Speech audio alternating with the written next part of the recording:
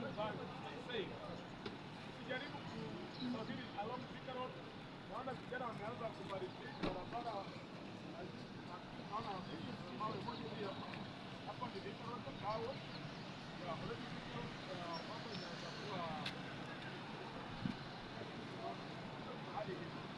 Wameanza kubariki barabara. Kwa kama unapitia barabara Thika Road kama hapo sasa kwa yote moja zingine nzuri.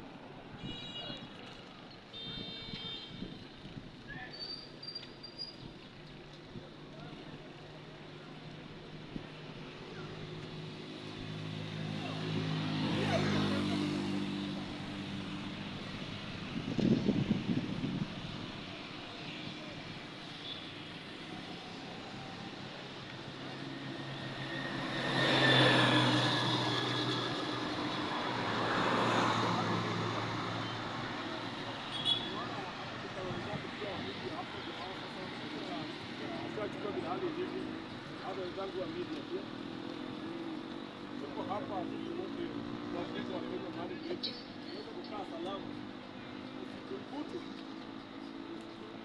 please sijajua Danieli hapo mahali kaa hapo kama ni kwenda maduka ndio ile bidhaa mingi kama ni chakula wewe kwa nyumba mapema because ukiwa kwa sababu hali